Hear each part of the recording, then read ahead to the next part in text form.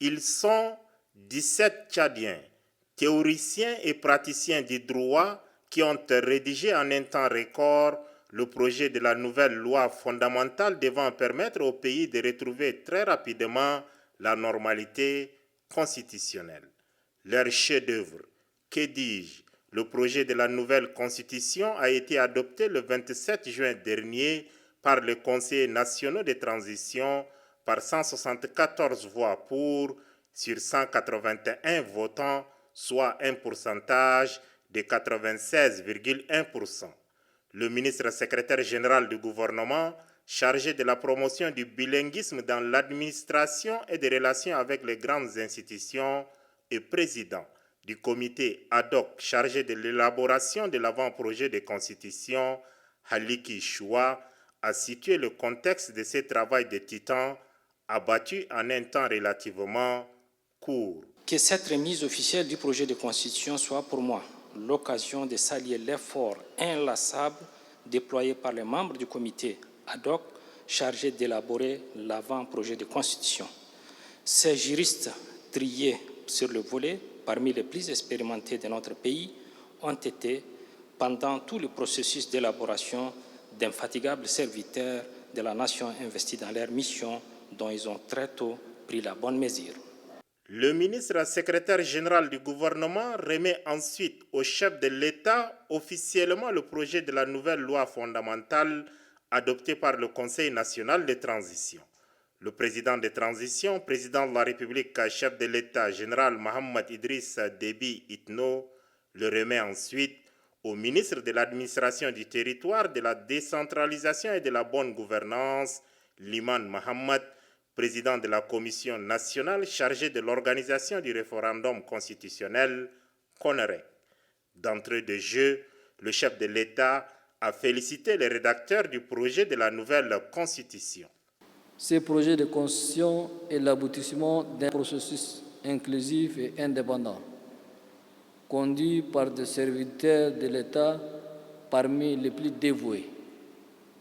C'est le lieu de leur témoigner la reconnaissance de la République et de les féliciter d'avoir fait un travail remarquable qui nous permet de rester dans le délai.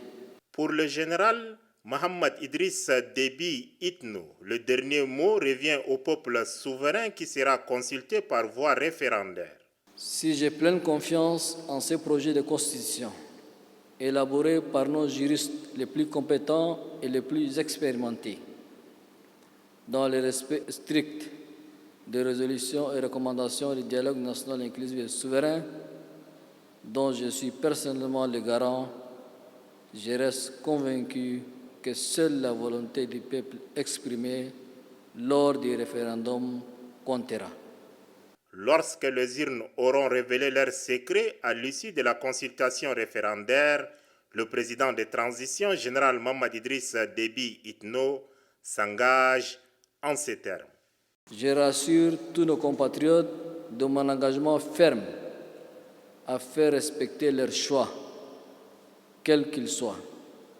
En tant que garant du processus de transition en cours, je m'engage aussi à tout mettre en œuvre pour que le référendum soit transparent et crédible et qu'à l'issue, seule la volonté du peuple triomphe. Je m'engage surtout à faire en sorte, quelle que soit la forme de l'État qui sera choisi, le Tchad restera un et indivisible dans son étendue de 1 284 000 km² de l'est à l'ouest, du nord au sud. Le grand maître des ordres nationaux, le président de transition, le chef de l'État, général Mohamed Idriss Déby Itno, a procédé ensuite à la décoration de 6 récipiendaires élevés au grade de dignité de grand officier. Il s'agit de Haliki Choua Mohamed, Dr David Oudengar Ngare Madin, Senoussi Hassan Abdoulaye, Jimé Arabi, Mohamed Ahmad Choukou et Dr Hélène Lambatem.